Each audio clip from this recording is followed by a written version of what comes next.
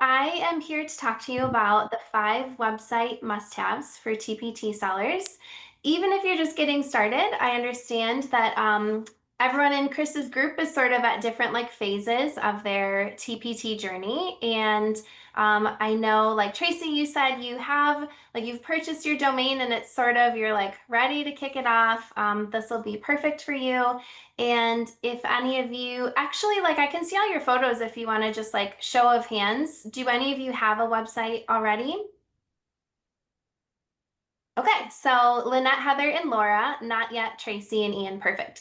So, and if you have, you might already have some of these elements, but hopefully you'll learn how to fine tune them to make them work even harder for you to be even a little bit more strategic.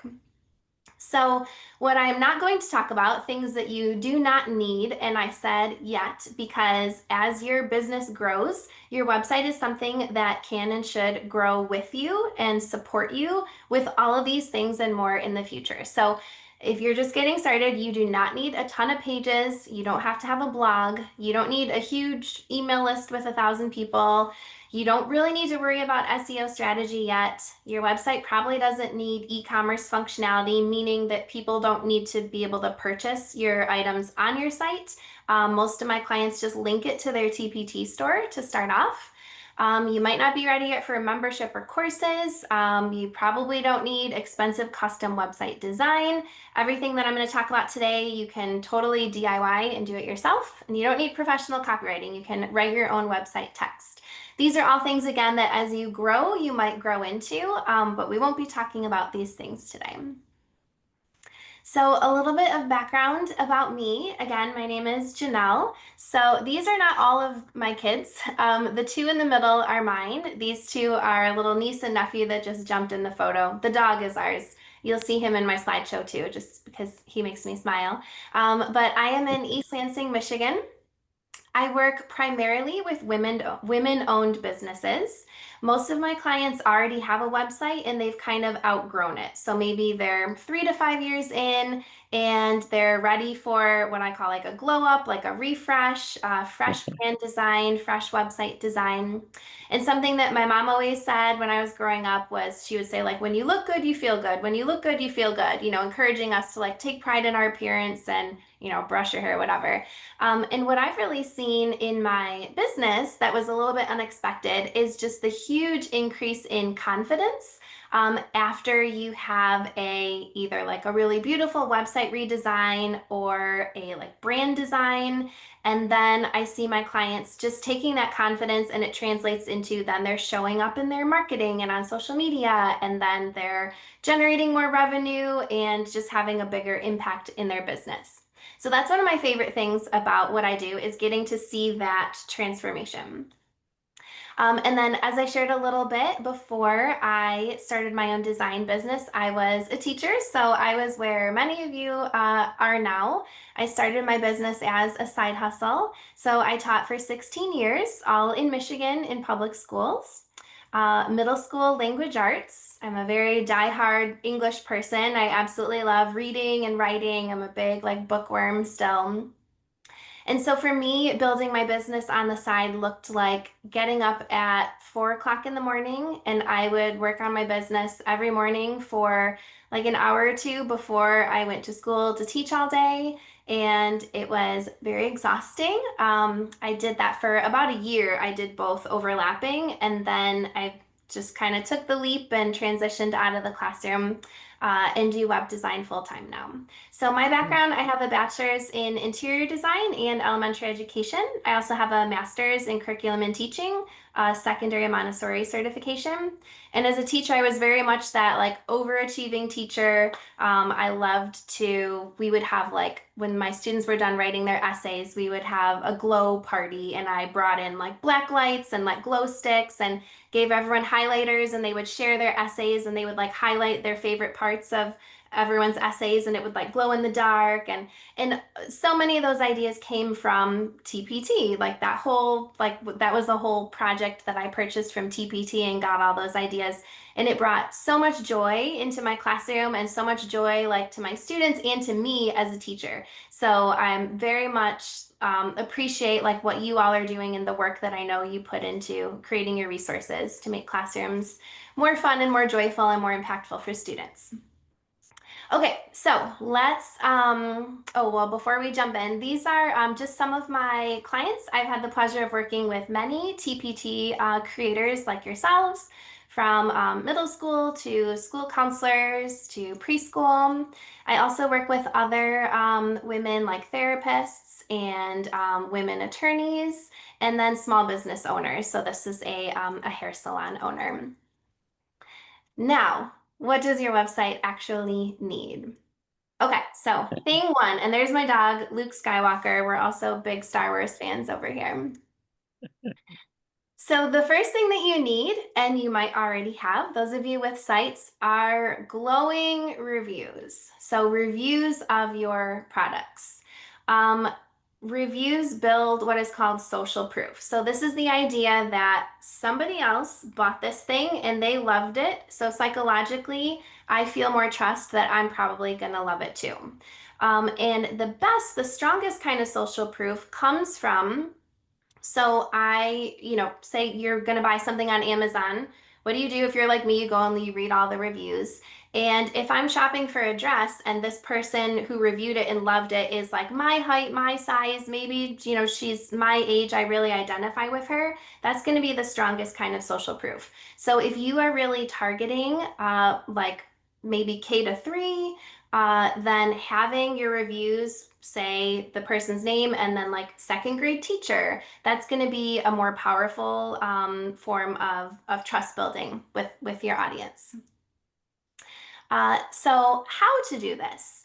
You do not want a separate page on your website for reviews or testimonials or whatever. Most people are not going to click on that. Most people are not probably going to get past your homepage statistically. So you want these reviews on your homepage. I recommend a minimum of 3. If you have 3, like that's a great number. I also would say to sprinkle them throughout your site. So put some, if like on your about page, or if you do have your products, kind of like sprinkle them throughout, but definitely start with them on your homepage. Where do you get them? You probably have reviews on TpT. You can grab from there. You can ask if you have a colleague who has, used something that you made and loved it, ask him or her to write a little blurb for your website. And then for your formatting, so I have here like a good, better, and best. If you imagine, I'll show you pictures in a second. Imagine the review, and then underneath it, if it has to be anonymous, in some cases that's okay. But a good practice is to at least have the reviewer's first name with their review. Even better if you can have their first name, their last name, and then their title, like second grade teacher, or for, was it Laura, I think has left, but with science, like science teacher, if that's who you're targeting. And then the absolute best as far as building trust is if you can have the person's photo. And I'll show you an example of that in a second. And then the other piece for formatting is to pull out what's called a pull quote and make that kind of like the title of the review. TpT does this naturally, I believe, but you can do this on your website too. And the reason for that is that people don't read every single word on your website. People skim websites. So you want bold, kind of like attention-grabbing phrases. Can you explain really quick what a pull quote is? Yeah, great question. And you can see it here, Tracy. So right here where it says the value is incredible, this is a pull quote. So it's a quote that's pulled from the review, and you just make it like the headline. Thank you. So this is from Wholehearted School Counseling's website. She's one of my clients, and she was able to get these photos because she does have a mailing list. She's been in business for a long time, and she asked her mailing list, "Hey, is anyone willing to, review this, blah, blah, blah. And would you be willing to let me use your photo and your review on my website? And she offered them, I think, like a $20 gift certificate to her store. So that's how now we have these lovely photos. We have their first name, last name, and then their title, right? This is a school counselor, this is a therapist, and a school psychologist. So these are the three audiences that she's really targeting with her resources. It can be difficult to get reviews with photos. So even if you just have them formatted like this with the name and with a pull quote headline at the top, this is also great. So this is from Spark Interest with Sarah. She sells preschool resources. This is from my website. So this client let me use her photo. I have her photo, first name, last name, and her title. And then I pulled out something from her quote there that like detailed and professional. And then this is from my client who is an attorney, and so she obviously, for privacy reasons, couldn't use the client's names. But we still, even without the names, these are still powerful. So each of these dots represents on the website. You could like click through, and this would keep scrolling. She has tons of wonderful testimonials from her clients. So the 5 stars, a little pull quote and then kind of like even putting some keywords in bold to help with people skimming. So just building trust and social proof. Any other questions on incorporating reviews on your site before I go on?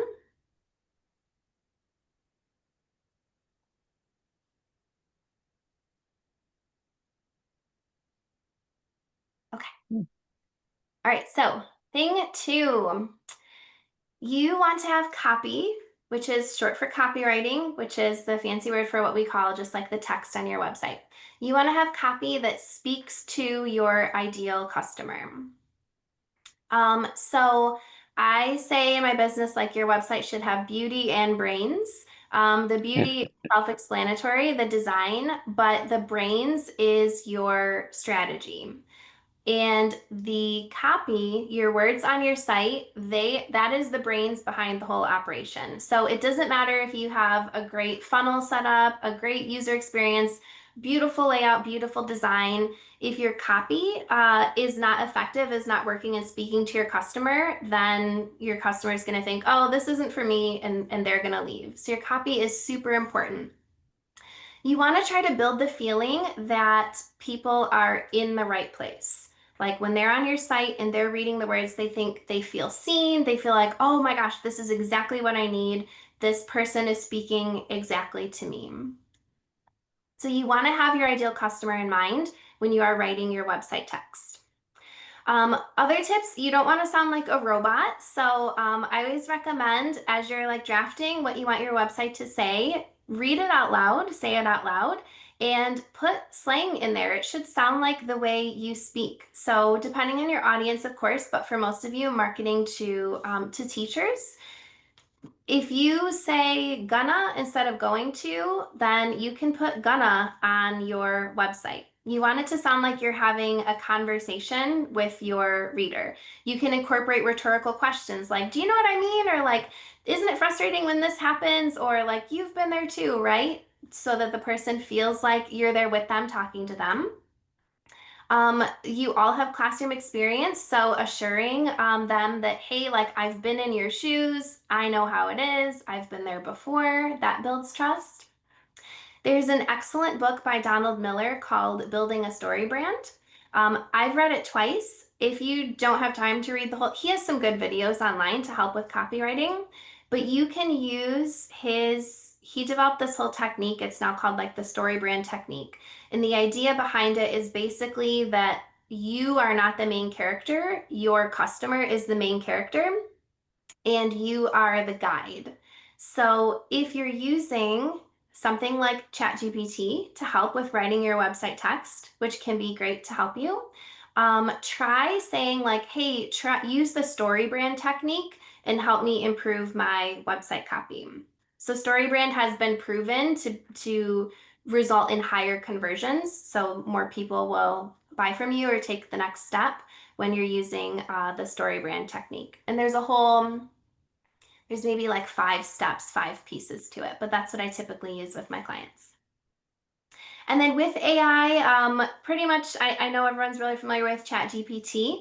Also, check out Claude. I have found that Claude has sort of more, it's a bit more nuanced. It seems to be built with more integrity. It's really built to be safe. It has fewer hallucinations. It just kind of sounds a little bit more natural for writing. So if you're using AI to help you with writing, try ChatGPT and Claude and see which one you like better. Okay, so an example of copywriting, speaking to your audience. So this is from Spark Interest with Sarah. Again, her target audience is preschool teachers. And so throughout her site, we have like cute images of preschoolers. And then we have conversational language like this. You're seeing this too, right? Preschoolers are coming to us needing more social emotional development support than ever before. And it says, no, it's not just your students. They might be struggling with this, and they're struggling with this, and they're struggling with this and this. And super niche for preschool, right? It says like bouncing back after a frustrating 12th attempt to build a rocket ship out of magnet tiles. I know when my kids were in preschool, they were like obsessed with magnet tiles. So, really specific to her audience. And then it feels like your classroom just isn't working like it used to, and you don't know what to do about it. So, this is like early on her homepage before she presents herself and her resources as the solution. Number 3, I didn't think I was going to include this, but more and more website audits I've done recently have not had a photo of the creator or, the person behind the resources. So please include a photo of yourself. Now, I mean, more and more everything is AI, and so this shows like, hey, I'm a real person. I've put my blood, sweat, and tears into making these resources for you. This builds trust right away. This should be on your homepage. You might also have an about page, but you can have a row on your homepage with just a little blurb about you and a photo. It doesn't have to be your top row, your hero section of your site. It can be, but you could also put it down lower on your homepage. Again, this builds trust, like invites that connection with your reader. In your blurb, share your background, like why you're so passionate about what you do. Many TPT sellers are also personal brands, meaning the name of your business like has your name in it. So you definitely want to have your face there on your site. And just psychologically, people want to buy from people that they like. And having your photo, makes them start to like warm up to you. And there was this study, I forget who did it, but they did a study that showed basically people like you more than you think that they like you. So they had 2 people meet and then they talked or whatever. And then afterwards, they had them rate how much did you like the other person and how much do you think the other person liked you? And consistently, people underrated how much they thought the other person liked them. So I Ooh. always like to just remember that and think, oh, like people like me more than I probably think that they do. So the same is true for all of us. Um, for your website photo, um, don't do a selfie. Um, get a partner or a family member, someone to take it for you. Ideally, it is just you, not, like with, like not like a group photo of your whole family or you with your kids. I would recommend go outside. Natural light is going to give you the nicest results. Your phone is totally fine. Phone cameras are excellent. Um, and then after you take the photo, then on your computer, you can brighten it, lighten it up. You can do that in Canva. You could do that right on your phone, and that's going to be great for your website. Later on, if you want to do professional brand photos, that can be fun. That can be a great confidence booster, but you absolutely do not need that to get started. So please put a photo on your site. And so this first one here, my daughter just took this outside in the backyard. I used this for like a year. Eventually, I got professional photos, which was fun, but that first photo got me going. This is from Sunrise Science, one of my clients. So Carla, she had her husband just took this photo outside. This is on her homepage. And then also this created by a science teacher for science teachers, right? She shares like, oh, I used to be the last car in the parking lot for years. This is more of the like, I've been in your shoes. She says her brand is trusted by over 84,000 teachers. So that's more of that social proof. If you have stats on your TpT, like how many people have downloaded your products, you put that on your homepage, trusted by X number of teachers. Sarah and her dog, she's actually in Australia, Ian, one of my clients. But I mean, who would not trust her and like her and want to buy her resources? She's got her and her cute dog there. And then another one of my clients, JC. So if she had her entire website with just all this text and never had a photo of her, you can see just like the warmth and the friendliness that you get from seeing her face. It really adds a lot. Okay, which brings us to the fourth thing. A font kit that you stick with. And by a font kit, I mean like 3 to 4 fonts that you are consistently using.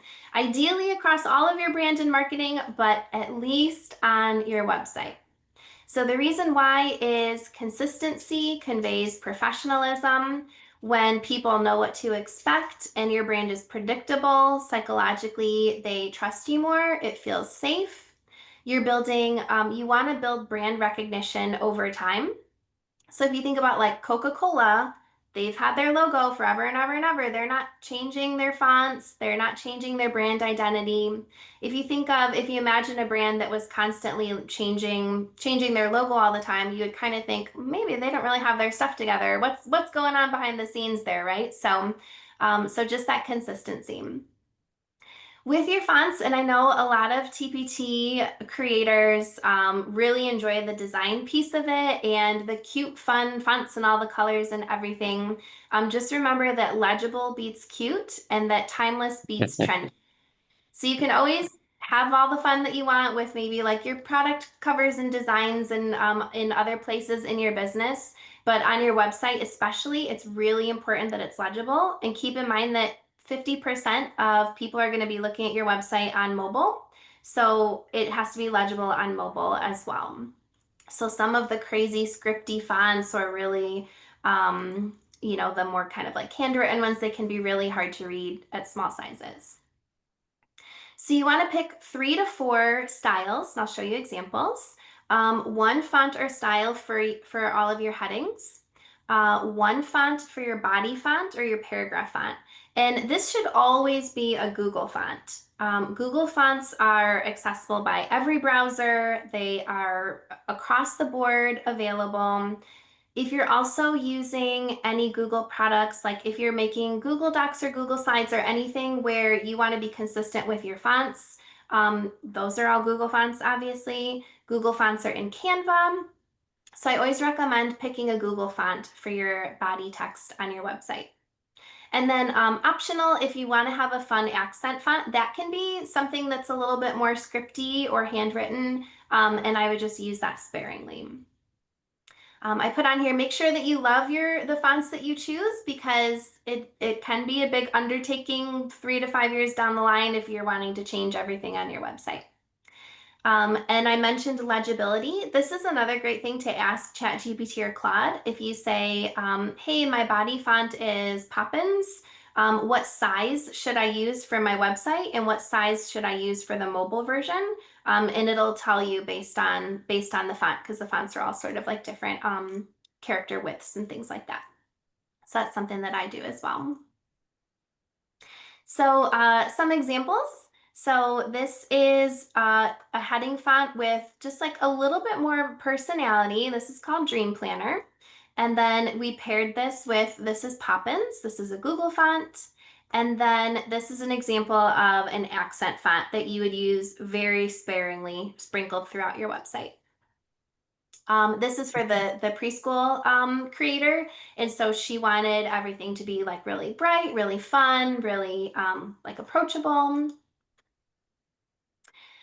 You can see a bit of a difference here. This was my client who is an attorney, and so she wanted to go for very classic, very trustworthy, very professional. We did not do an accent font on this one. We did this for the heading font. This is Grillage. And then this font is called Montserrat. Montserrat is very popular. That's a great choice for website body text. So we used Montserrat for the body font. And then for the subheading, we just still did Montserrat, but just bold and all caps. So that's like just a different style of Montserrat to give it a different look. And then lastly, this was a actually a local bowling alley, and they wanted like a retro modern kind of a feel. So we did this accent font is very sort of like 70s inspired bold heading font. And then we did this Laura, again, a Google font for the website text. Brings us to the last tip, number 5. And strategically, probably the most important, I would say this might be tied with having reviews as the most important strategically, is a freebie to get on your mailing list. Statistically, 90% of people who visit your website are not going to make a purchase on their first visit. 90% of them, they're kind of checking you out, they're browsing, and they're gonna leave. So our goal on that first visit is before they leave is to at least get them to sign up for your mailing list. And the way that you do that is by offering a freebie. Once they're on your list, of course, like that's your opportunity to nurture that relationship, to build your like, know, and trust with them. I know that social media, of course, is a popular place where people are also trying to do this, but you do not own your social media. So if anything happens to, we saw with the TikTok might get banned, right? Instagram, Facebook, TikTok, etc. You don't, that's a platform that you don't have complete control over. That is to say nothing of the algorithm and everything, right? But your mailing list, that is yours. And when someone trusts you to give you their email address, then you have that. And that's something, as you know, you don't get from TpT either, right? Someone purchases something from you, like you don't get their name and their email to keep in touch with them or to say, oh, you purchased this, you'd probably also like this thing that I offer. So your mailing list is gold. So it's never too soon to start building your mailing list. It doesn't mean that you have to be sending a newsletter out every week. It can simply be, here's this freebie that you asked for, and then you just have their information for the future when you are ready for that. So pick your best, juiciest, most popular freebie to put on your homepage to get them, to encourage them to sign up. And then, like I said, just a simple, what's called a welcome sequence, where maybe like the first email is like, here's your freebie. Maybe the second email is an introduction. Oh, I'm so and so. This is my story. I'm so glad to have you here. And then maybe the third email is directing them to some of your most popular resources on your TpT store. It can be super simple. But again, this is your opportunity to keep the conversation going with your customer. So examples of freebies, this is from Sunrise Science. So she's offering this big bundle, first 5 weeks of plans. And then when someone clicks on that, it goes to her, she uses ConvertKit. I don't think I mentioned MailerLite. That's a free mailing list setup. If you don't have one yet, that's a good one to start with. This is from Wholehearted School Counseling. So she offers this little bundle, Taking Control of Your Life, as a free download. And then this is the preschool one, the Size of the Problem game. And we picked these strategically. Like we looked at her most popular. So these are, she also has freebies on her TpT store, and we went and looked at her like most popular downloads of the freebies. This was the one, so that's what we used on her homepage. So just a quick recap here, 5 must-haves. Number 1, those glowing reviews to build trust and social proof. Copy text that speaks to your ideal customer so that they feel like I'm in the right place. A photo of you for that warm connection. 3 to 4 fonts at the most that you consistently stick with for professionalism. And then that freebie to get people on your mailing list so that you can grow your business over time. And then if you want to see it kind of like all together in action, I'll share, I've mentioned this a couple times, Sunrise Science with you. So Carla is the creator of Sunrise Science, and we recently redid her brand and website together. So even though she has a shop button here and drop down of these categories, this is not set up to be an e-commerce site. She's not ready for that yet. So when you click on each of these, it takes you straight to TpT, to her store. She did want to feature a couple of her big bundles. So we did a couple specific pages highlighting these resources, kind of an overview. Here's reviews used and loved by teachers like you. These reviews are specifically for this resource. I'll jump back up here, and then you can see when someone clicks, it's just going to take them to TpT to purchase it. But back to her homepage. So, she's got this copy here, like I've been there. You want your classroom to click, you want science to be rigorous and engaging, et cetera, et cetera. I understand the juggle is real. You have all these things on your plate. Here's her lovely photo. I'm Carla. Here's my background. She does have a blog. Again, she's been in business for quite some time, so we featured that on the homepage. Here's her freebie. This is very enticing. I'm going to click on this, and then I sign up here. This is linked to her. She uses ConvertKit. Again, that trusted by over 84,000 teachers like you. We have more social proof, and then a little bit more about her, and then this goes to her About Me page, and she has her Instagram linked there. And I've said your website should grow with you. So her next step in her business is she is looking at putting together a membership. So we just added this page that's like, hey, we've got this membership is coming. If you're interested, you can join the wait list. And then this also goes to her ConvertKit. So that's something that she'll be building out in the future. And that is all from me. I have my email address here on screen. I would love to keep in touch with you guys. If those of you that have websites, if you would like, or anyone watching the replay, if you would like me to take a look at your site and give you some specific tips, that's something that I really enjoy doing.